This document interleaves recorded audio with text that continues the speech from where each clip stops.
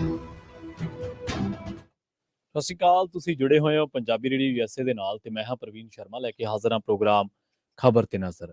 ਖਬਰ ਤੇ ਨਜ਼ਰ ਪ੍ਰੋਗਰਾਮ ਦੇ ਵਿੱਚ ਕਈ ਅਹਿਮ ਖਬਰਾਂ ਨੂੰ ਲੈ ਕੇ ਚਰਚਾ ਕਰਨ ਦੇ ਲਈ ਮੇਰੇ ਨਾਲ ਜੁੜ ਚੁੱਕੇ ਨੇ ਪੰਜਾਬ ਤੋਂ ਪੱਤਰਕਾਰ ਦੀਪਕ ਸ਼ਰਮਾ ਚਨਾਰਥਲ ਜੀ। ਉਹਨਾਂ ਦਾ ਸਵਾਗਤ ਕਰਦੇ ਹਾਂ ਪਹਿਲਾਂ, ਫਿਰ ਕਰਾਂਗੇ ਕਈ ਅਹਿਮ ਖਬਰਾਂ ਤੇ ਚਰਚਾ।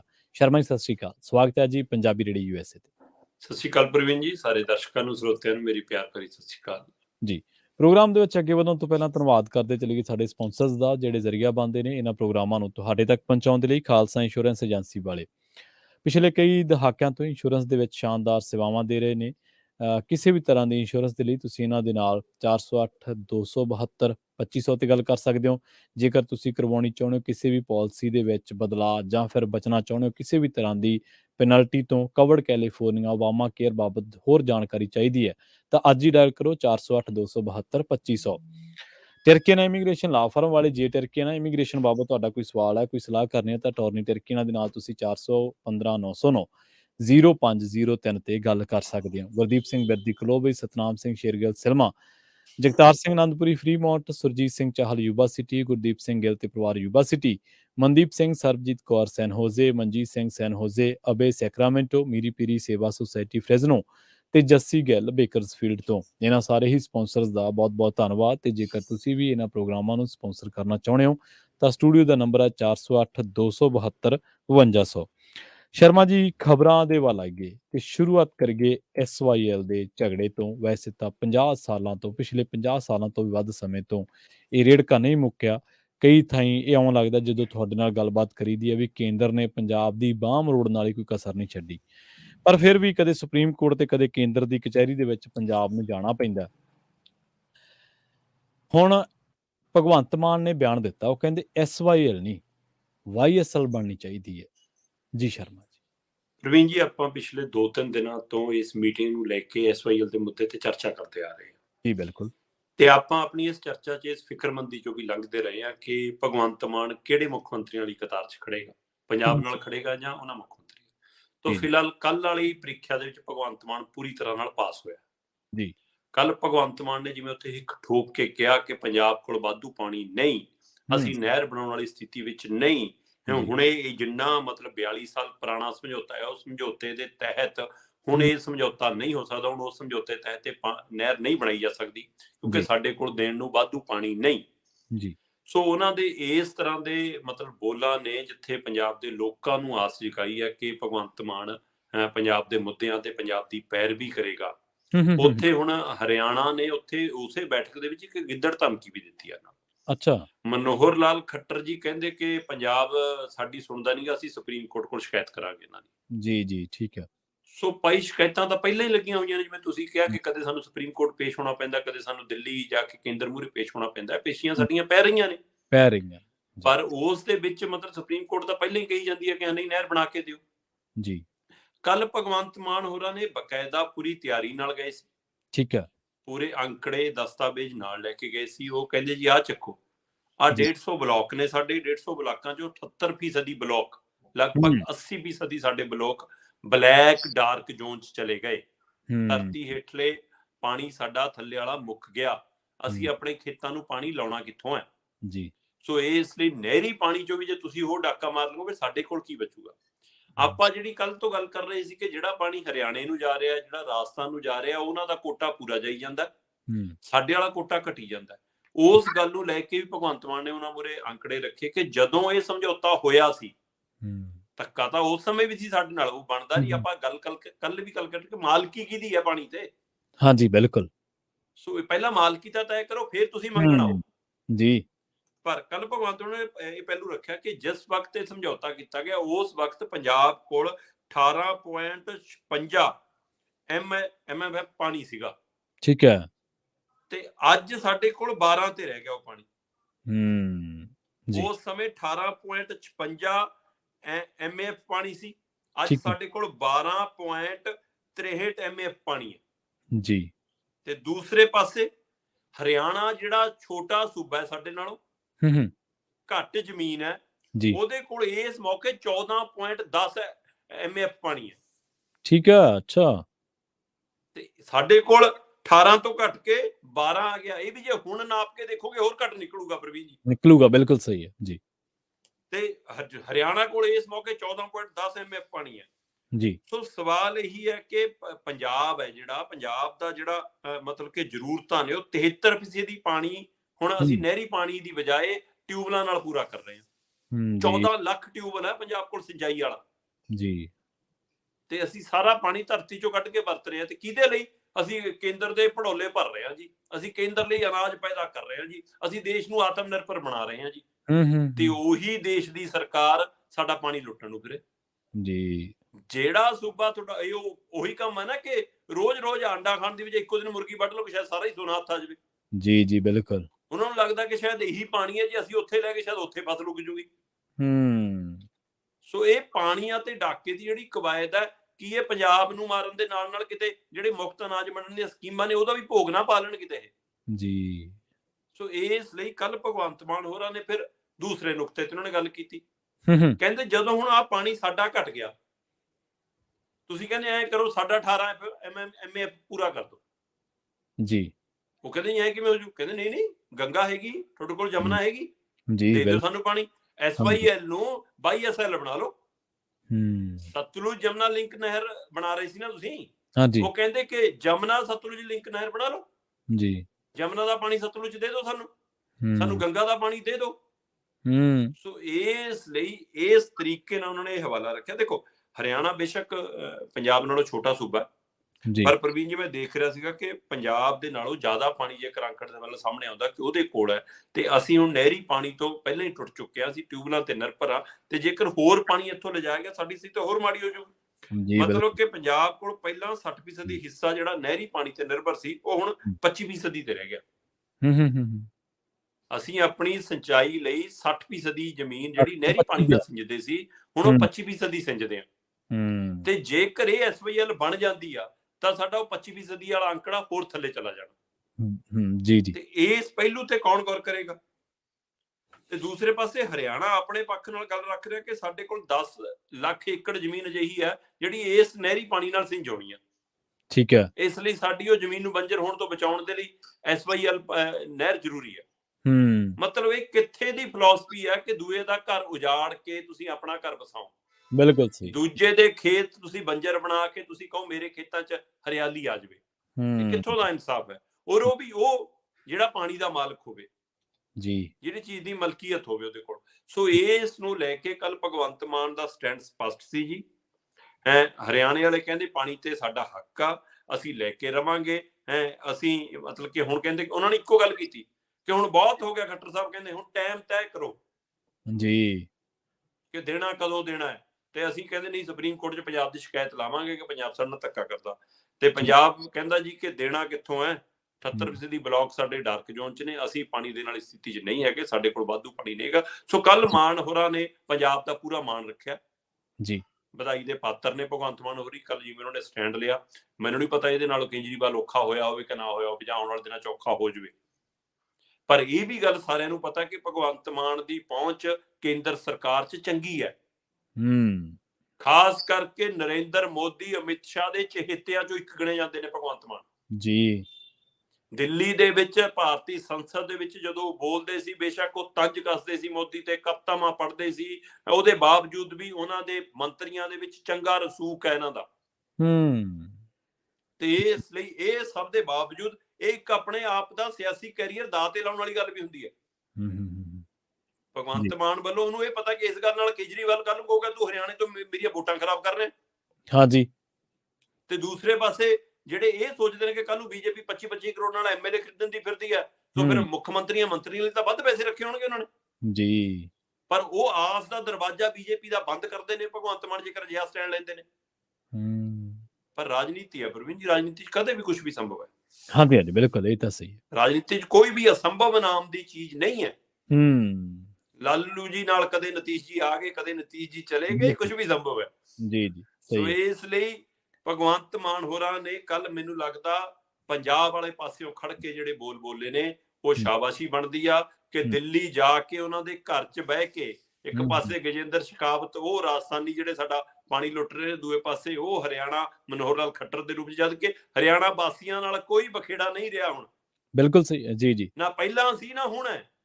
ਇਹ ਸਿਆਸੀ ਉਵੇਂ ਹੀ ਹੈ ਜਿਵੇਂ ਲਾਹੌਰ ਪੰਜਾਬ ਨੂੰ ਬਹੁਤ ਪਸੰਦ ਹੈ ਪਰ ਭਾਰਤ ਦੇ ਲਈ ਬੜਾ ਹੋਊਗਾ, ਕਿਉਂਕਿ ਸਾਡੇ ਤਾਂ ਭਰਾ ਨੇ, ਉਸੇ ਤਰ੍ਹਾਂ ਹਰਿਆਣਾ ਸਾਡਾ ਹੀ ਭਰਾ ਹੈ। ਜੀ ਜੀ। ਸੋ ਸਵਾਲ ਲੋਕਾਂ ਦਾ ਨਹੀਂ ਹੈ, ਸਵਾਲ ਸਿਆਸਤ ਦਾ ਹੈ। ਸਿਆਸੀ ਪਾਣੀਆਂ ਦੀ ਲੜਾਈ ਹੈ, ਤੇ ਉਹ ਸਿਆਸੀ ਪਾਣੀਆਂ ਦੀ ਲੜਾਈ ਜਿਹੜੀ SYL ਦੇ ਰੂਪ ਸੀ, ਉਹਨੂੰ YSL ਦੇ ਰੂਪ 'ਚ ਕੱਲ ਭਗਵੰਤ ਆਪਣਾ ਦਾ ਚੱਲ ਕੇ ਆਏ ਨੇ। ਸੋ ਵੱਡਾ ਸਿਆਸੀ ਦਾ ਹੈ।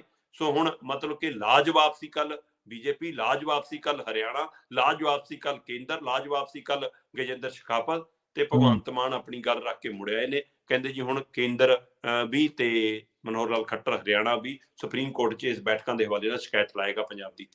ਪਹਿਲਾਂ ਵੀ 2020 'ਚ ਵੀ ਬੈਠਕ ਹੋ ਚੁੱਕੀ ਹੈ ਕੇਂਦਰ ਨਾਲ, ਤੇ ਹਰਿਆਣੇ ਦੇ ਮੁੱਖ ਮੰਤਰੀ ਨਾਲ ਵੀ ਅਕਤੂਬਰ ਮਹੀਨੇ 'ਚ ਚੰਡੀਗੜ੍ਹ 'ਚ ਬੈਠਕ ਹੋ ਚੁੱਕੀ ਆ, ਤੇ ਹੁਣ ਕੱਲ੍ਹ ਵਾਲੀ ਬੈਠਕ ਹੋ ਗਈ ਹੈ, ਤੇ ਹੁਣ 19 ਜਨਵਰੀ ਨੂੰ ਸੁਪਰੀਮ ਕੋਰਟ 'ਚ ਇਸ ਮੁੱਦੇ ਤੇ ਸੁਣਵਾਈ ਆ। ਹੁਣ ਕੇਂਦਰ ਭਰਿਆ ਪੀਤਾ ਤੇ ਗਜੇਂਦਰ ਸ਼ੇਖਾਵਤ ਦੀ ਟੀਮ ਭਰੀ ਪੀਤੀ, ਇਹਨਾਂ ਦੇ ਵਕੀਲ ਤੇ ਹਰਿਆਣਾ ਸਰਕਾਰ, ਇਹਨਾਂ ਦੇ ਵਕੀਲ ਪੰਜਾਬ ਦੇ ਉਲਟ ਜਿਹੜੀ ਅੱਗ ਉਗਲਣੀ ਹੋਏਗੀ ਉਹ ਸੁਪਰੀਮ ਕੋਰਟ 'ਚ ਉਗਲਣਗੇ। ਪਰ ਪੰਜਾਬ ਇਸ ਤਹੀਏ ਨਾਲ ਪਹਿਲਾਂ ਹੀ ਤਿਆਰ ਬੈਠਾ ਹੈ ਕਿ ਸਾਨੂੰ ਆਸ ਨਹੀਂ ਕਿ ਸਾਡੇ ਹੱਕ 'ਚ ਕੋਈ ਫੈਸਲਾ ਆਉਣਾ। ਸੋ ਇਹਦੇ ਲਈ ਇੱਕ ਹੋਰ ਜੰਗ ਲਈ ਪੰਜਾਬ ਨੂੰ, ਇੱਕ ਹੋਰ ਮੋਰਚੇ ਲਈ ਪੰਜਾਬ ਨੂੰ ਤਿਆਰ ਰਹਿਣ ਦੀ ਲੋੜ ਹੈ।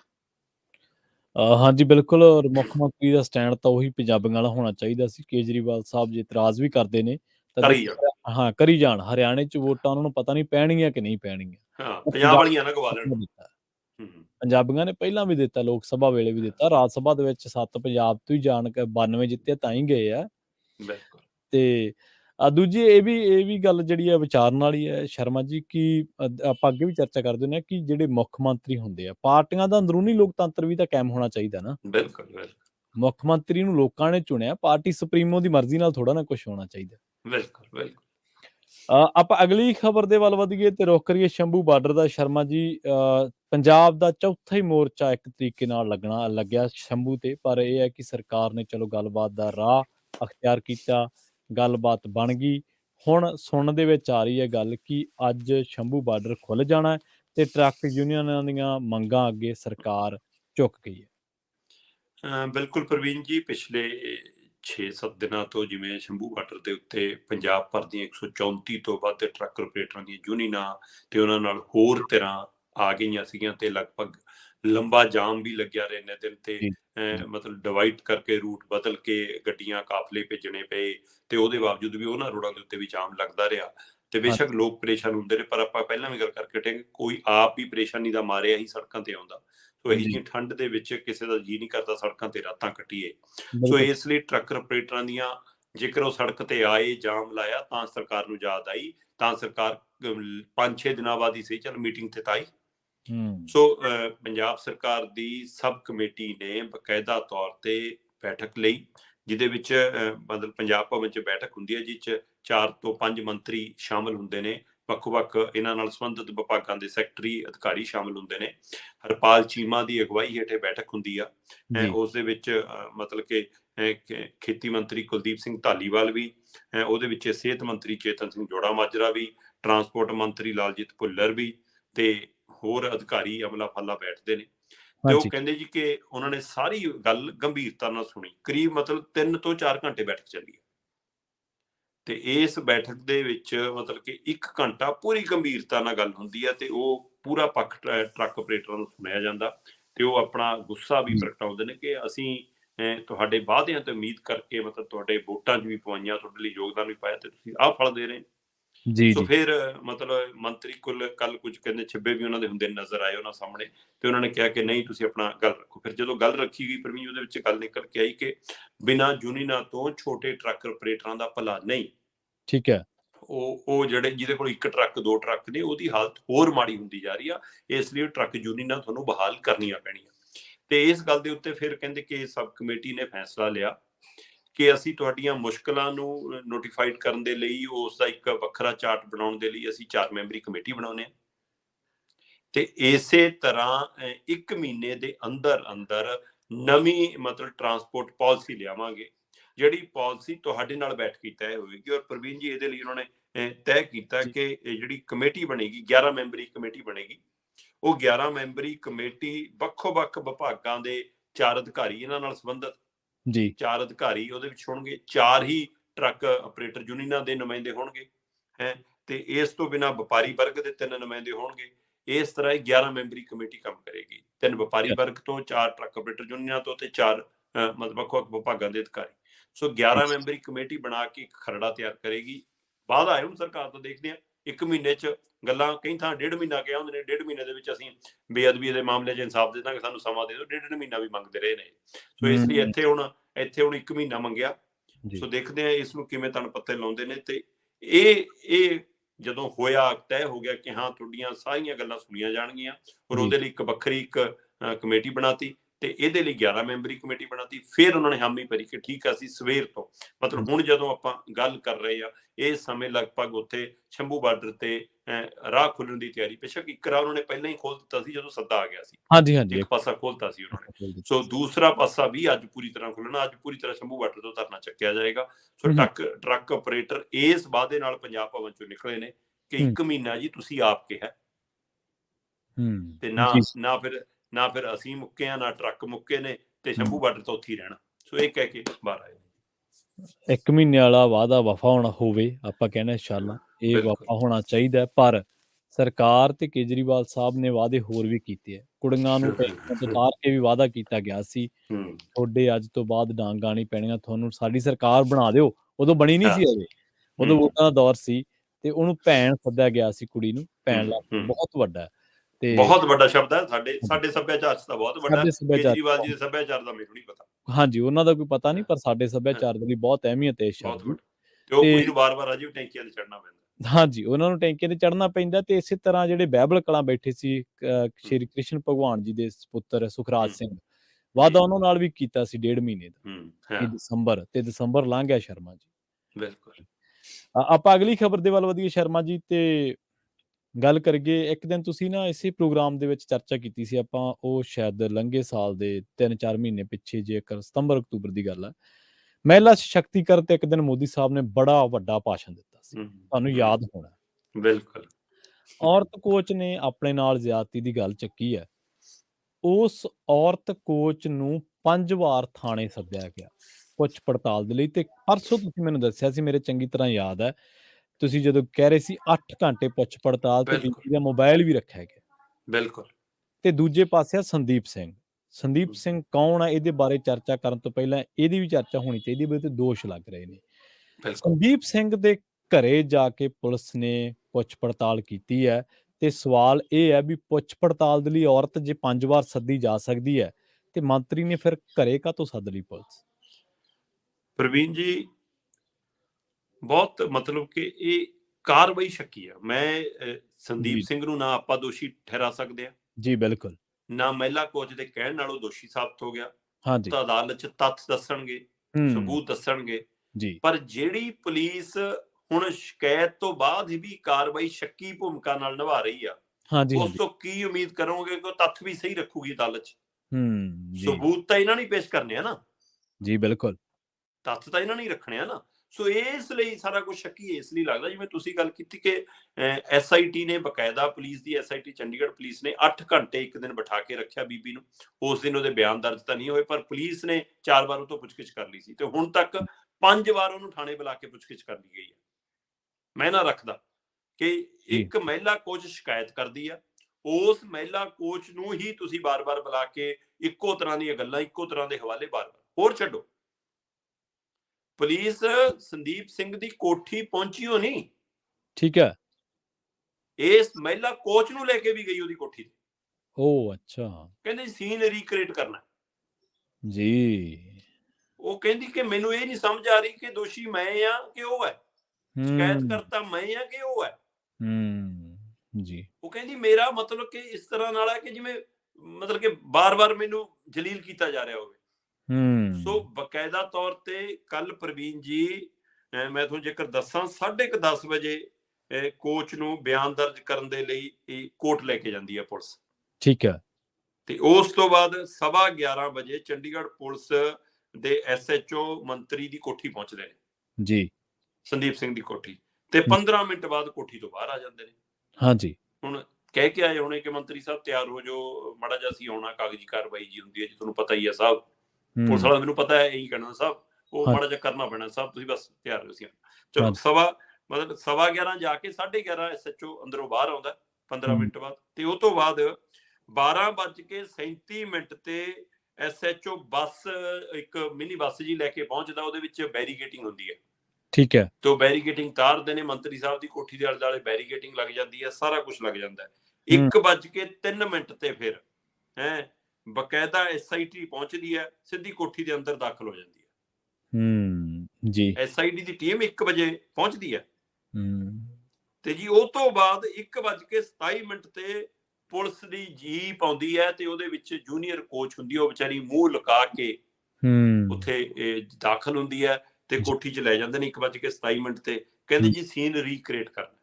1:27 ਤੇ ਜਿਹੜੀ ਮਹਿਲਾ ਕੋਚ ਨੂੰ ਸੰਦੀਪ ਸਿੰਘ ਦੀ ਕੋਠੀ ਲਿਆਂਦਾ ਜਾਂਦਾ ਹੈ, ਉਹ 1:54 ਤੇ ਪੁਲਿਸ ਦੇ ਨਾਲ ਉਸ ਕੋਠੀ ਚੋਂ ਬਾਹਰ ਆਉਂਦੀ ਹੈ ਤੇ ਵਾਪਸ ਚਲੀ ਜਾਂਦੀ ਹੈ।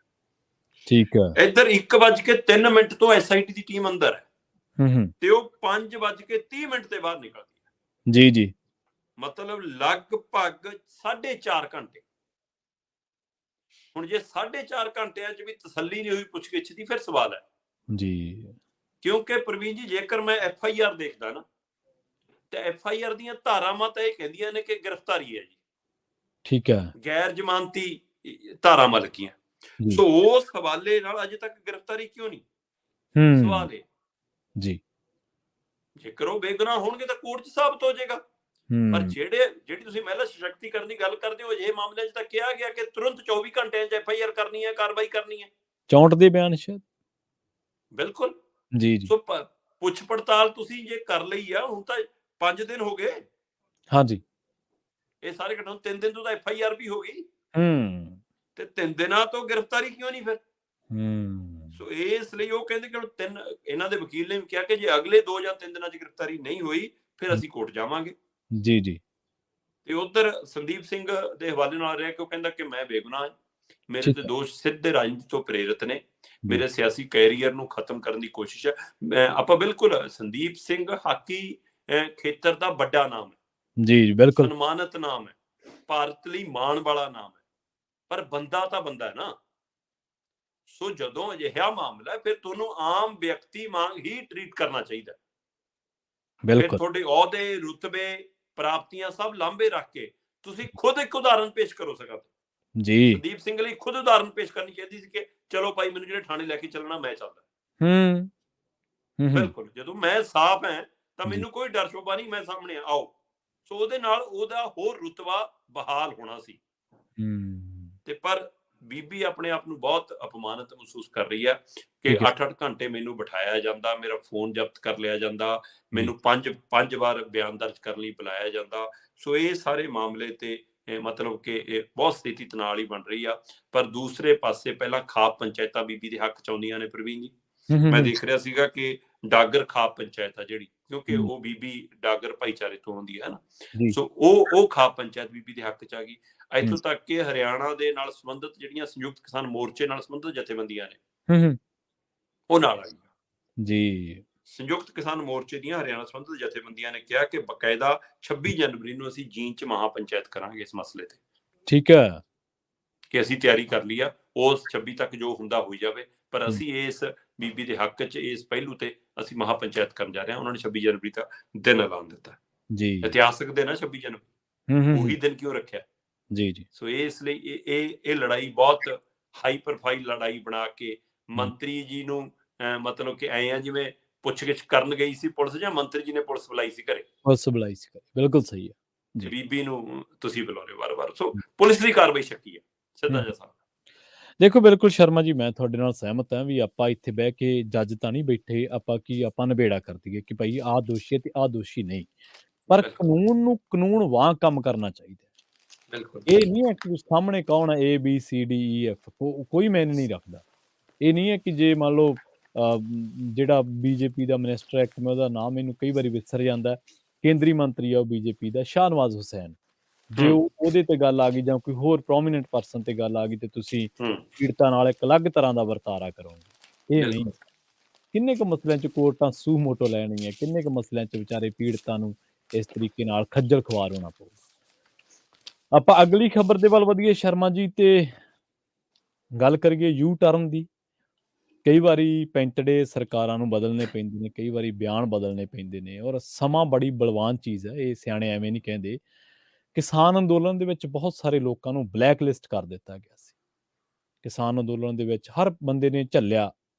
ਕਿਸਾਨ ਅੰਦੋਲਨ ਇਹ ਨਹੀਂ ਸਰਕਾਰ ਨੇ ਝੱਲਿਆ, ਕਿਸਾਨ ਅੰਦੋਲਨ ਦਾ ਖਮਿਆਜ਼ਾ ਲੋਕਾਂ ਨੇ ਭੁਗਤਿਆ, ਔਰ ਹੁਣ ਵੀ ਭੁਗਤ ਰਹੇ ਨੇ। ਅੱਜ ਹਲੇ ਵੀ ਜਾਰੀ ਹੈ। ਆ ਗਏ, ਹਾਂਜੀ, ਹਜੇ ਵੀ ਜਾਰੀ ਹੈ, ਸਾਰਾ ਕੁਝ ਜਾਰੀ ਹੈ ਹਲੇ ਵੀ। ਕਿਸਾਨ ਅੰਦੋਲਨ ਦੇ ਬਲੈਕ ਲਿਸਟ ਸੀਗੇ ਰਖੜਾ ਬ੍ਰਦਰਸ, ਪਰ ਹੁਣ ਉਹ ਸਨਮਾਨਿਤ ਪ੍ਰਵਾਸੀ ਹੈ। ਅਸੀਂ ਤਾਂ ਕਹਿੰਦੇ ਕਿ ਕਾਨੂੰਨ ਦੀ ਨਜ਼ਰ ਦੇ ਵਿੱਚ ਹਰ ਇਨਸਾਫ ਪਸੰਦ ਬੰਦਾ ਸਨਮਾਨਿਤ ਹੀ ਹੋਣਾ ਚਾਹੀਦਾ, ਚਾਹੇ ਉਹ ਪ੍ਰਵਾਸੀ ਹੈ ਤੇ ਚਾਹੇ ਦੇਸ਼ ਵਾਸੀ ਹੈ ਜੀ।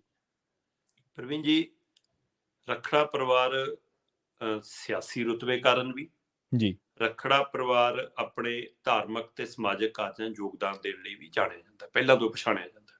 ਜੀ ਤੇ ਦਰਸ਼ਨ ਸਿੰਘ ਧਾਲੀਵਾਲ ਹੋਰੀ ਰਖੜਾ ਪਰਿਵਾਰ ਦਾ ਇੱਕ ਹਿੱਸਾ ਨੇ। ਸੁਰਜੀਤ ਸਿੰਘ ਰਖੜੇ ਹੋਰਾਂ ਦੇ ਭਰਾ ਨੇ, ਤੇ ਉਹ ਪ੍ਰਵਾਸੀ ਨੇ, ਬਾਹਰਲੇ ਮੁਲਕਾਂ ਦੇ ਵਿੱਚ ਚੰਗੇ ਕਾਰੋਬਾਰੀਆਂ ਚੋਂ ਇੱਕ ਨਾਮ ਹੈ ਉਹਨਾਂ ਦਾ, ਹੈ ਨਾ। ਅਮਰੀਕਾ 'ਚ ਬਹੁਤ ਵੱਡੇ ਕਾਰੋਬਾਰੀਆਂ ਚੋਂ ਇੱਕ ਜਾਣੇ ਜਾਂਦੇ ਨੇ ਉਹ। ਸੋ ਦਰਸ਼ਨ ਸਿੰਘ ਧਾਲੀਵਾਲ ਹੋਰੀ ਕਿਸਾਨ ਅੰਦੋਲਨ ਜਦੋਂ ਸ਼ੁਰੂ ਹੁੰਦਾ ਹੈ, ਸ਼ੁਰੂਆਤੀ ਦਿਨਾਂ ਦੇ ਵਿੱਚ ਉਹ ਉੱਥੇ ਆਪਣੇ ਵੱਲੋਂ ਲੰਗਰ ਲਵਾਉਂਦੇ ਨੇ। ਠੀਕ ਹੈ। ਤੇ ਉਹ ਲੰਗਰ ਲਗਭਗ 385 ਦਿਨ ਚੱਲਦਾ ਰਹਿੰਦਾ ਹੈ। ਜਿੰਨੀ ਦੇਰ ਅੰਦੋਲਨ ਚੱਲਦਾ ਹੈ ਉਹ ਲੰਗਰ ਚੱਲਦਾ ਜੀ। ਤੇ ਸਮੇਂ-ਸਮੇਂ ਉਹਦੇ ਵਿੱਚ ਖੁਦ ਵੀ ਆ ਕੇ ਸੇਵਾ ਕਰਦਾ ਰਿਹਾ ਇਹ ਪਰਿਵਾਰ। ਖੁਦ ਦਰਸ਼ਨ ਸਿੰਘ ਧਾਲੀਵਾਲ ਹਰ 3 ਜਾਂ 4 ਮਹੀਨਿਆਂ ਬਾਅਦ ਉੱਥੇ ਗੇੜਾ ਮਾਰ ਲੈਂਦੇ ਸੀ ਜੀ। ਤੇ ਇਸ ਲਈ ਜਿਵੇਂ ਤੁਸੀਂ ਬਲੈਕ ਲਿਸਟ ਦੀ ਗੱਲ ਕੀਤੀ, ਇੱਕ ਬਲੈਕ ਲਿਸਟ ਤਾਂ ਖੜਕੂ ਦੌਰ ਦੇ ਸਮੇਂ ਬਣਾਈ ਸਰਕਾਰਾਂ ਨੇ, ਤੇ ਉਹ ਬਲੈਕ ਲਿਸਟ ਨੂੰ ਭਾਜਪਾ ਦਮ ਭਰਦੀ ਹੈ ਕਿ ਅਸੀਂ ਖਤਮ ਕਰ ਦਿੱਤਾ ਜੀ, ਕਹਿੰਦੇ ਆ। ਤੇ ਪਰ ਇੱਕ ਨਵੀਂ ਬਲੈਕ ਲਿਸਟ ਇਹਨਾਂ ਨੇ ਆਪਣੇ ਆਪ ਤਿਆਰ ਕਰ ਲਈ, ਜਿਹੜੀ ਕਿਸਾਨ ਅੰਦੋਲਨ 'ਚ ਕਿਸੇ ਨੂੰ ਪਤਾ ਹੀ ਨਹੀਂ ਲੱਗਣ ਦਿੱਤੀ। ਤੇ ਉਹਦਾ ਅਸਰ ਉੱਥੇ ਪੜ੍ਹਦੇ ਵਿਦਿਆਰਥੀਆਂ ਤੱਕ ਨੂੰ ਭੁਗਤਣਾ ਪਿਆ, ਜਿਹੜੇ ਅਜੇ ਵਿਚਾਰੇ ਮਤਲਬ ਸਟੱਡੀ ਵੀਜ਼ਿਆਂ ਤੇ ਨੇ। ਜੀ, ਕਿ ਹਾਂ ਤੂੰ ਖੜਾ ਸੀ ਪੋਸਟਰ ਲੈ ਕੇ, ਤੂੰ ਖੜਾ ਸੀ ਉੱਥੇ ਕੈਨੇਡਾ ਅਮਰੀਕਾ ਦੇ ਵਿੱਚ, ਹੈ ਨਾ, ਕਿਸਾਨ ਅੰਦੋਲਨ ਦੇ ਲਈ ਹਾਰਾ ਨਾਰਾ ਮਾਰਦਾ ਉਹਨਾਂ ਨੂੰ ਵੀ। ਤੇ ਇਹ ਤਾਂ ਫਿਰ ਵੱਡੀਆਂ ਹਸਤੀਆਂ ਨੇ, ਪਹਿਚਾਨਿਤ ਹਸਤੀਆਂ ਨੇ, ਜਿਨ੍ਹਾਂ ਨੂੰ ਅਮਰੀਕਾ ਕੈਨੇਡਾ ਵਰਗੇ ਮੁਲਕਾਂ 'ਚ ਵੀ ਮਾਣ ਤਾਣ ਮਿਲਦਾ।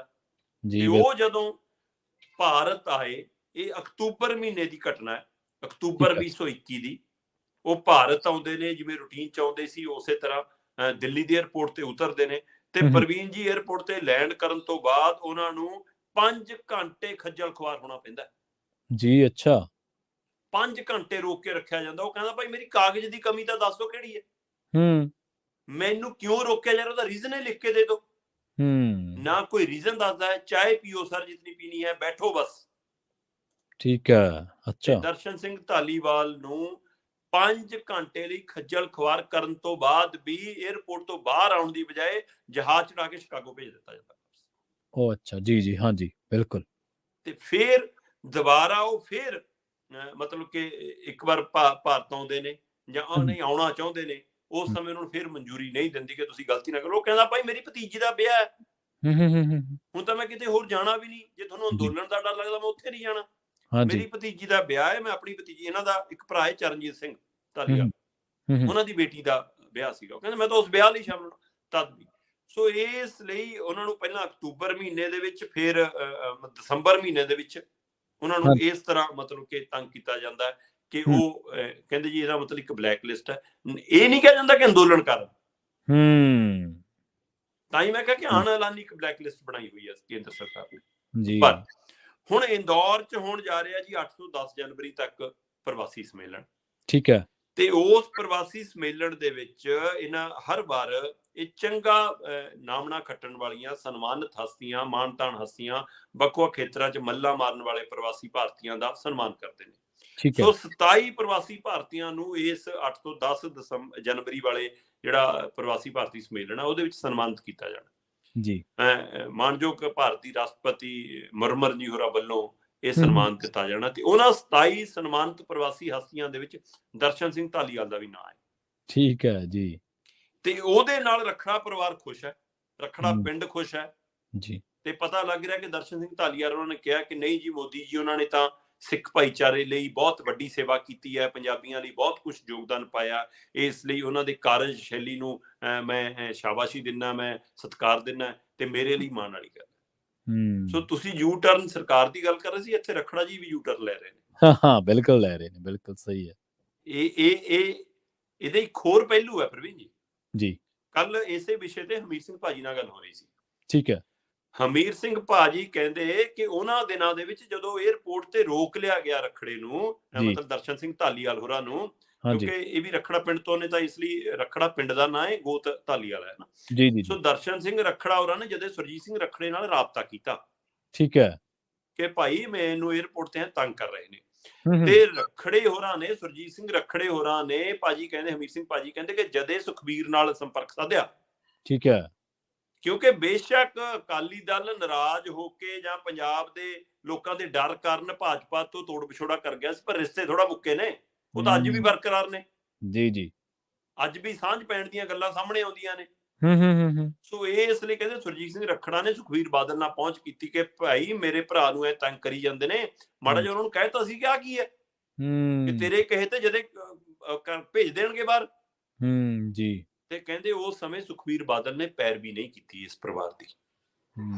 ਜੀ। ਤੇ ਇਸ ਲਈ ਉਹਨਾਂ ਦਿਨਾਂ ਤੋਂ ਸੁਖਬੀਰ ਬਾਦਲ ਨਾਲ ਵੀ ਰਖੜੇ ਹੋਰਾਂ ਦੀ ਨਾਰਾਜ਼ਗੀ ਅੰਦਰ ਖਾਤੇ ਚੱਲਦੀ ਆ, ਜਿਹਦਾ ਜ਼ਿਕਰ ਆਪਾਂ ਬੀਬੀ ਜਗੀਰ ਕੌਰ ਵਾਲੇ ਮਾਮਲੇ 'ਚ ਵੀ ਕਰਦੇ ਰਹੇ ਹਾਂ। ਬਿਲਕੁਲ। ਹੁਣ ਇਹ ਕੜੀ ਖੁੱਲਦੀ ਹੈ ਕਿ ਜਗੀਰ ਕੌਰ ਵਾਲੇ ਪਾਸੇ ਜਾਣ ਦਾ ਕਾਰਨ ਜੀ ਸਹੀ ਹੈ, ਬਿਲਕੁਲ ਸਹੀ ਹੈ। ਤੇ ਅੱਜ ਪ੍ਰਵਾਸੀ ਭਾਰਤੀ ਸੰਮੇਲਨ 'ਚ ਪਹੁੰਚਣ ਦਾ ਕਾਰਨ ਵੀ ਕੀ ਇਹੀ ਹੈ ਕਿ ਇਹ ਦਰਸ਼ਨ ਸਿੰਘ ਧਾਲੀਵਾਲ ਦਾ ਸਨਮਾਨ ਸਮਾਗਮ ਸੁਰਜੀਤ ਸਿੰਘ ਰਖੜਾ ਦਾ ਭਾਜਪਾ 'ਚ ਦਾਖਲੇ ਦਾ ਐਂਟਰੀ ਕਾਰਡ ਤਾਂ ਨਹੀਂ ਹੋਏਗਾ ਜੀ। ਇਹਨੂੰ ਇਸ ਨਜ਼ਰੀ ਤੋਂ ਹੀ ਸਮਝਣ ਦੀ ਲੋੜ ਹੈ। ਸੋ ਇਹ ਰਾਜਨੀਤਿਕ ਇੱਕ ਪਹਿਲੂ ਵੀ ਹੋ ਸਕਦਾ ਹੈ। ਦੂਸਰੇ ਪਾਸੇ ਉਹ ਵਪਾਰੀ ਖੇਤਰ ਤੋਂ ਆਉਂਦੇ ਨੇ, ਵੱਡੇ ਉਦਯੋਗਪਤੀ ਨੇ, ਔਰ ਉਦਯੋਗ ਨੀਤੀ ਇਹੀ ਕਹਿੰਦੀ ਹੈ, ਵਪਾਰ ਨੀਤੀ ਇਹੀ ਕਹਿੰਦੀ ਹੈ ਕਿ ਕਦੇ ਵੀ ਤਾਕਤ ਨਾਲ, ਸੱਤਾ ਨਾਲ ਵਿਗਾੜ ਕੇ ਨਾ ਚੱਲੋ। ਜੀ ਬਿਲਕੁਲ। ਸੋ ਇਸ ਲਈ ਦਰਸ਼ਨ ਸਿੰਘ ਧਾਲੀਵਾਲ ਸਿਆਸਤ, ਭਰਾ ਦੀ ਸਿਆਸਤ ਦਾ ਵੀ ਮੈਂ ਖਿਆਲ ਨਜ਼ਰਸਾਨੀ ਕਰ ਰਹੇ ਨੇ, ਤੇ ਆਪਣੇ ਵਪਾਰ ਦੀ ਵੀ ਨਜ਼ਰਸਾਨੀ ਕਰ ਰਹੇ ਨੇ। ਇਸ ਲਈ ਉਹਨਾਂ ਨੇ ਮੋਦੀ ਦਾ ਗੁਣਗਾਨ ਵੀ ਕਰ ਦਿੱਤਾ, ਤੇ ਮੋਦੀ ਸਰਕਾਰ ਨੇ ਉਹਨਾਂ ਨੂੰ ਸਨਮਾਨਿਤ ਕਰਕੇ ਉਹਨਾਂ ਚਿਹਰਿਆਂ 'ਚ ਸ਼ਾਮਲ ਕਰ ਰਿਹਾ ਜਿਹੜੇ ਚਿਹਰੇ ਪੰਜਾਬ 'ਚ ਵੇਚਣੇ ਨੇ ਚੋਣਾਂ ਦੇ ਵਿੱਚ 2024 ਦੇ ਵਿੱਚ, 2027 ਦੇ ਵਿੱਚ। ਸੋ ਉਹਨਾਂ ਚਿਹਰਿਆਂ 'ਚ ਉਹਨਾਂ ਦੀ ਵੀ ਤਸਵੀਰ ਸ਼ਾਮਲ ਕਰ ਲਈ ਹੈ। ਸੋ ਇਸ ਲਈ ਇਹ ਅਕਹਿਰਾ ਯੂ ਟਰਨ ਨਹੀਂ, ਇਹ ਦੋਹਰਾ ਯੂ ਟਰਨ ਹੈ। ਜੀ ਬਿਲਕੁਲ ਸਹੀ ਹੈ। ਤੇ ਸ਼ਰਮਾ ਜੀ, ਜਾਂਦੇ ਗੱਲ ਕਰੀਏ ਮੁੱਖ ਮੰਤਰੀ ਸਾਹਿਬ ਦੀਆਂ, ਦੋ ਮੁੱਖ ਮੰਤਰੀਆਂ ਦੀ ਰਿਹਾਇਸ਼ਾਂ ਦੀ, ਹਰਿਆਣੇ ਵਾਲੇ ਤੇ ਪੰਜਾਬ ਵਾਲੇ। ਇਹਨਾਂ ਦੀ ਰਿਹਾਇਸ਼ ਦੇ ਨੇੜੋਂ ਬੰਬ ਮਿਲਿਆ ਸੀ। ਚਲੋ ਚੰਗੀ ਗੱਲ ਇਹ ਹੈ ਕਿ ਉਹ ਫਟਿਆ ਨਹੀਂ ਜਾਂ ਕੋਈ ਜਾਨੀ ਮਾਲੀ ਨੁਕਸਾਨ ਨਹੀਂ ਹੋਇਆ। ਵਖਰੇਵੇਂ ਆਪਦੀ ਜਗ੍ਹਾ ਨੇ ਤੇ ਤੰਦਰੁਸਤੀਆਂ ਜਿਹੜੀਆਂ ਨੇ ਉਹ ਆਪਣੀ ਜਗ੍ਹਾ ਨੇ। ਦੋਵੇਂ ਸਟੇਟ ਦੇ ਮੁਖੀ ਨੇ, ਚਲੋ ਉਹਨਾਂ ਦੀਆਂ ਪਾਲਿਸੀਆਂ ਨਾਲ ਤਾਂ ਸਾਡੇ ਵਖਰੇਵੇਂ ਨੇ, ਪਰ ਉਹਨਾਂ ਦੀ ਜਾਨ ਨਾਲ ਕੋਈ ਇਸ ਤਰ੍ਹਾਂ ਦਾ ਵਖਰੇਵਾਂ ਨਹੀਂ ਹੈ, ਕਿਸੇ ਵੀ ਨਾਲ ਨਹੀਂ ਹੈ। ਤਾਂ ਉਹਦੇ ਬਾਰੇ, ਬੰਬ ਦੇ ਬਾਰੇ ਗੱਲ ਸੁਣਨ ਦੇ ਵਿੱਚ ਖਬਰ ਦੀ ਸੁਰਖੀ ਕਹਿ ਰਹੀ ਹੈ ਕਿ 1960 ਵਾਲਾ ਇਹ ਬੰਬ। ਪ੍ਰਵੀਨ ਜੀ, ਬਕਾਇਦਾ ਚੰਡੀ ਮੰਦਰ ਤੋਂ ਆਰਮੀ ਦੀ ਟੀਮ ਆਉਂਦੀ ਆ ਜੀ। ਉਹ ਟੀਮ ਬੰਬ ਦਾ ਨਿਰੀਖਣ ਕਰਨ ਤੋਂ ਬਾਅਦ ਉਸ ਨੂੰ ਜਿੰਦਾ ਸੈੱਲ ਨੂੰ ਇਦਾਂ ਹੀ ਵਾਪਸ ਲੈ ਜਾਂਦੀ ਆ, ਮਤਲਬ ਉਹਨੂੰ ਉੱਥੇ ਡਿਸਪਿਊਟ ਨਹੀਂ ਕਰਦੀ, ਡਿਸਚਾਰਜ ਨਹੀਂ ਕਰਦੀ ਜੀ। ਤੇ ਉੱਥੇ ਲਿਜਾ ਕੇ ਜਦੋਂ ਜਾਂਚ ਪੜਤਾਲ ਕਰਦੇ ਨੇ, ਕਹਿੰਦੇ ਜੀ ਜਿਹੜਾ ਇਹ ਬੰਬ ਹੈ ਇਹ ਤਾਂ ਕੋਈ ਫਟਣ ਦਾ ਹੁਣ ਖਤਰਾ ਨਹੀਂ, ਜੇ ਫਟ ਵੀ ਗਿਆ ਤਾਂ ਵੀ ਇਹ ਮਾਰ ਨਹੀਂ ਕਰ ਸਕਦਾ। ਠੀਕ ਹੈ। ਉਹ ਕਹਿੰਦੇ ਕਿ ਉਹਨਾਂ ਦੀ ਜਿਹੜੀ ਹੁਣ ਬਕਾਇਦਾ ਚੰਡੀਗੜ੍ਹ ਪੁਲਿਸ ਨੇ ਪ੍ਰੈਸ ਕਾਨਫਰੰਸ ਕਰਕੇ ਤੱਥ ਦੱਸੇ ਨੇ, ਮੈਂ ਇਸ ਲਈ ਉਹ ਤੱਥ ਤੁਹਾਡੇ ਮੂਹਰੇ ਰੱਖਣਾ। ਐਸਐਸਪੀ ਨੇ ਬਕਾਇਦਾ, ਮਨੀਸ਼ਾ ਚੌਧਰੀ ਨੇ, ਉਹਨਾਂ ਨੇ ਪ੍ਰੈਸ ਕਾਨਫਰੰਸ ਕੀਤੀ। ਉਹ ਕਹਿੰਦੀ ਜੀ ਕਿ ਚੰਡੀ ਮੰਦਰ ਦੀ ਜਿਹੜੀ ਆਰਮੀ ਟੀਮ ਸੀ, ਉਹਨੇ ਜਦੋਂ ਇਹਦੀ ਜਾਂਚ ਪੜਤਾਲ ਕੀਤੀ ਤਾਂ ਉਹਦੇ ਵਿੱਚ ਆਇਆ ਕਿ ਇਹਦੀ ਮਾਰਕਿੰਗ ਤੋਂ ਪਤਾ ਲੱਗਿਆ ਕਿ ਜਿਹੜੀ ਬੰਬ ਇੰਡੀਅਨ ਆਰਗੈਨਿਕ ਫੈਕਟਰੀ ਆ, ਆਰਡੀਨੈਂਸ ਫੈਕਟਰੀ ਆ, ਉਹਨੇ 1960 ਦੇ ਦਹਾਕੇ 'ਚ ਤੱਕ ਇਹ ਬੰਬ ਬਣੇ ਨੇ। ਸੋ 1960 ਦੇ ਦਹਾਕੇ ਤੋਂ ਪਹਿਲਾਂ ਦਾ ਬੰਬ ਹੈ, ਉਹ ਤੋਂ ਬਾਅਦ ਇਹ ਬੰਬ ਬਣਨੇ ਬੰਦ ਹੋ ਗਏ। ਠੀਕ ਹੈ। ਇਹਦੀ ਮਾਰਕਿੰਗ ਕਹਿੰਦੀ ਹੈ। ਤੇ ਇਹਦੇ ਲਈ ਇੱਕ ਮਾਈਟ੍ਰੇਟਡ ਵੈਪਨ ਚਾਹੀਦਾ ਹੁੰਦਾ। ਇੱਕ ਆਪਾਂ ਕੱਲ ਵੀ ਗੱਲ ਕਰ ਰਹੇ ਸੀ ਉਸ ਦਿਨ ਵੀ, ਕਿ ਇੱਕ ਵੱਡੀ ਤੋਪਨੁਮਾ ਜੀ ਇੱਕ ਉਹ ਹੁੰਦਾ ਜਿਹਦੇ ਵਿੱਚ ਸੈੱਲ ਪਾ ਕੇ ਚਲਾਇਆ ਜਾਂਦਾ। ਸੋ ਇਹ 1960 ਤੋਂ ਪਹਿਲਾਂ ਬੰਬ ਬਣਦੇ ਸੀ, ਇਸ ਲਈ ਉਹ ਰਾਈਫਲ ਬਣਦੀ ਸੀ ਜਿਹੜੀ ਨਾ ਹੁਣ ਬੰਬ ਬਣਦੇ ਨੇ ਤੇ ਨਾ ਉਹ ਤੋਪ ਬਣਦੀ ਆ। ਸੋ ਇਸ ਲਈ ਬੰਬ ਚਲਾਇਆ। ਹਾਂ, ਜਿਵੇਂ ਆਪਾਂ ਗੱਲ ਕਰਦੇ ਸੀ ਹਥੌੜੇ ਦੀ ਮਾਰ ਨਾਲ ਜਾਂ ਕਾਸੇ ਨਾਲ ਇਹ ਫਟ ਜਾਂਦਾ। ਉਹ ਕਹਿੰਦੇ ਕਿ ਪਰ ਹੁਣ ਇਹ ਇੰਨਾ ਪੁਰਾਣਾ ਹੋ ਗਿਆ, ਇੰਨਾ ਖਾਰਜ ਹੋ ਗਿਆ ਕਿ ਇਹਦੇ ਸਾਰੇ ਉਹ ਤੱਤ ਮਰ ਗਏ, ਹੁਣ ਇਹ ਖਤਰਾ ਨਹੀਂ ਸੀ। ਦੂਜਾ ਫਿਰ ਉਹਨਾਂ ਨੇ ਇਹ ਵੀ ਕਿਹਾ ਕਿ ਇਹ ਉਹੋ ਜਿਹਾ ਬੰਬ ਹੈ ਜਿਹਨੂੰ ਅਕਸਰ ਆਰਮੀ ਆਪਣੇ ਕਬਾੜ ਵਾਲੀਆਂ ਚੀਜ਼ਾਂ ਚਕਾਉਂਦੀਆਂ, ਉਹਨਾਂ ਚੋਂ ਹੋ ਸਕਦਾ ਕਿਸੇ ਕਬਾੜੀਆਂ ਕੋਲ ਗਿਆ ਹੋਵੇ। ਸੋ ਇਹ ਕਬਾੜ ਸੀ ਜੀ। ਪਰ ਸਵਾਲ ਕਬਾੜ ਦਾ ਨਹੀਂ ਹੈ, ਸਵਾਲ 1960 ਦਾ ਨਹੀਂ ਹੈ, ਹਾਂਜੀ। ਸਵਾਲ ਮਤਲਬ 62 ਸਾਲ ਪੁਰਾਣੇ ਬੰਬ ਦਾ ਨਹੀਂ ਹੈ। ਹੂੰ, ਸਵਾਲ ਹੁਣ ਇਹ ਨਹੀਂ ਬਣਦਾ ਇਹਦਾ ਨਹੀਂ ਹੈ, ਸਵਾਲ ਇਹ ਹੈ ਕਿ ਇੱਥੇ ਪਹੁੰਚਿਆ ਕਿਵੇਂ? ਬਿਲਕੁਲ ਸਹੀ ਹੈ, ਬਿਲਕੁਲ ਇਹੀ ਸਵਾਲ ਹੋਣਾ ਚਾਹੀਦਾ। ਜੀ। ਕਿ ਚੰਡੀਗੜ੍ਹ ਦੇ ਵਿੱਚ ਹੁਣ ਕਹਿੰਦੇ ਜੀ ਚੰਡੀਗੜ੍ਹ 'ਚ ਇਸ ਬੰਬ ਦੇ ਹਵਾਲੇ ਨਾਲ ਕਈ ਨੈਸ਼ਨਲ ਟੀਵੀਆਂ ਨੇ ਸਵਾਲ ਖੜੇ ਕੀਤੇ ਕਿ ਜੀ, ਜੀ। ਪੰਜਾਬ ਮੇਂ ਆਤੰਕਵਾਦ ਆ ਗਿਆ। ਜੀ, ਜੀ। ਮੁੱਖ ਮੰਤਰੀ ਪੰਜਾਬ ਦੇ ਚੰਡੀਗੜ੍ਹ ਦੇ, ਚਲੋ ਧੰਨਵਾਦ ਮੈਂ ਤਾਂ ਕਹਿੰਦਾ ਨੈਸ਼ਨਲ ਚੈਨਲਾਂ ਦਾ ਕਿ ਹਾਂ। ਜਿਨ੍ਹਾਂ ਨੇ ਇਸ ਹਵਾਲੇ ਨਾਲ ਇਹ ਮੰਨਿਆ ਕਿ ਚੰਡੀਗੜ੍ਹ ਸਾਡਾ ਹੈ। ਕਿ ਚੰਡੀਗੜ੍ਹ 'ਚ ਬੰਬ ਰੱਖਣ ਨਾਲ ਪੰਜਾਬ 'ਚ ਜੀ, ਜੀ। ਅੱਤਵਾਦ ਆ ਗਿਆ, ਮਤਲਬ ਪੰਜਾਬ ਦਾ ਹੀ ਹੈ ਨਾ ਫਿਰ। ਹਾਂਜੀ, ਹਾਂਜੀ, ਬਿਲਕੁਲ, ਬਿਲਕੁਲ। ਸੋ ਇਸ ਲਈ ਇਸੇ ਗਾਹੇ-ਬਗਾਹੇ ਮਤਲਬ ਸੱਚੀ ਕਿ ਗੱਲ ਉਹਨਾਂ ਦੇ ਮੂੰਹ ਚੋਂ ਨਿਕਲ ਜਾਂਦੀ ਹੈ ਵੀ ਚੰਡੀਗੜ੍ਹ ਹਾਂ। ਸਾਡਾ ਪੰਜਾਬ ਨਹੀਂ। ਸੋ ਪ੍ਰਵੀਨ ਜੀ, ਕੁੱਲ ਮਿਲਾ ਕੇ ਇਹ ਸਵਾਲ ਅਜੇ ਵੀ ਬਣਿਆ ਹੋਇਆ ਪੁਲਿਸ ਲਈ। ਪੁਲਿਸ ਇਹ ਕਹਿ ਕੇ ਸਾਰੀ ਕੱਲ ਪ੍ਰੈਸ ਕਾਨਫਰੰਸ ਕਰਕੇ ਬਚ ਨਹੀਂ ਸਕਦੀ। ਇਹ ਉਹਨਾਂ ਜੀ। ਦੀ ਨਲਾਇਕੀ ਦਾ ਪ੍ਰਤੀਕ ਹੈ ਕਿ ਚਾਹੇ ਉਹ ਕਬਾੜ ਸੀ, ਉਹ ਇੰਨਾ ਹਲਕਾ ਤਾਂ ਹੈ ਨਹੀਂ ਕਿ ਕੋਈ ਕੁੱਤਾ ਘੜੀਸ ਲਿਆਇਆ ਉਹਨੂੰ। ਹੂੰ। ਸੋ ਇਸ ਲਈ ਉੱਥੇ ਰੱਖਣ ਦੀ ਮਨਸ਼ਾ ਕੀ ਸੀ? ਡਰਾਉਣ ਦੀ ਮਨਸ਼ਾ ਸੀ, ਦਹਿਸ਼ਤ ਫੈਲਾਉਣ ਦੀ ਮਨਸ਼ਾ ਸੀ, ਜਾਂ ਇਹ ਉਹੀ ਗਾਹੇ ਬਗਾਹੇ ਕੁਛ ਆਇਆ? ਕਿਉਂ ਆਇਆ, ਕਿਵੇਂ ਆਇਆ, ਉਹ ਜਾਂਚ ਹੋਣੀ ਚਾਹੀਦੀ ਹੈ ਔਰ ਉਹ ਤੱਥ ਸਾਹਮਣੇ ਆਉਣੇ ਚਾਹੀਦੇ। ਜੀ, ਬਿਲਕੁਲ ਜਾਂਚ ਤਾਂ ਹੋਣੀ ਚਾਹੀਦੀ ਹੈ। ਔਰ ਤੁਸੀਂ ਦੇਖੋ ਵੀ ਮੁੱਦੇ ਨੂੰ ਗੂਗਲੀ ਕਿਵੇਂ ਦਿੰਦੇ ਆ ਵੀ ਸਾਰੀ ਗੱਲ ਘੁੰਮ ਘੁਮਾ ਕੇ 1960 ਤੇ ਲੈ ਜਾਓ ਵੀ ਲੋਕ ਉਧਰ ਲੱਗੇ ਰਹਿਣ, ਯਾਰ 1960 ਚ ਇਹ ਜਿਹੇ ਹੁੰਦੇ ਸੀ, ਫੌਜ ਲੈ ਗਈ, ਆਹ ਹੋ ਗਿਆ, ਆਹ ਹੋ ਗਿਆ। ਪਰ ਪਹੁੰਚਿਆ ਕਿਵੇਂ, ਇਹ ਗੱਲ ਵੱਡੀ, ਉਹ ਤੁਹਾਨੂੰ ਪਤਾ ਉਹਦੇ ਤੋਂ ਬਾਈਪਾਸ ਉਹਨੂੰ ਕੀਤਾ ਜਾ ਰਿਹਾ ਸਾਰੇ ਮਸਲੇ। ਬਿਲਕੁਲ। ਸ਼ਰਮਾ ਜੀ, ਸਮਾਂ ਇਜਾਜ਼ਤ ਨਹੀਂ ਦਿੰਦਾ। ਇਹਨਾਂ ਖਾਸ ਖਬਰਾਂ ਤੇ ਖਾਸ ਜਾਣਕਾਰੀਆਂ ਦੇ ਲਈ ਤੁਹਾਡਾ ਬਹੁਤ-ਬਹੁਤ ਧੰਨਵਾਦ ਜੀ। ਬਹੁਤ ਸ਼ੁਕਰੀਆ ਪ੍ਰਵੀਨ ਜੀ। ਸੋ ਪ੍ਰੋਗਰਾਮ ਖਬਰ ਤੇ ਨਜ਼ਰ ਨੂੰ ਆਪਾਂ ਇੱਥੇ ਹੀ ਸਮਾਪਤ ਕਰਾਂਗੇ। ਪੰਜਾਬੀ ਰੇਡੀਓ ਯੂਐਸਏ ਤੇ ਪ੍ਰੋਗਰਾਮਾਂ ਦਾ ਸਿਲਸਿਲਾ ਲਗਾਤਾਰ ਜਾਰੀ ਹੈ। ਤੁਸੀਂ ਜੁੜੇ ਰਹੋ ਪੰਜਾਬੀ ਰੇਡੀਓ ਯੂਐਸਏ ਦੇ ਨਾਲ। ਤੇ ਆਖਿਰ ਦੇ ਵਿੱਚ ਇੱਕ ਵਾਰ ਫਿਰ ਤੋਂ ਤੁਹਾਨੂੰ ਸਭ ਨੂੰ ਪਿਆਰ ਸਤਿਕਾਰ ਸਹਿਤ ਸਤਿ ਸ਼੍ਰੀ ਅਕਾਲ।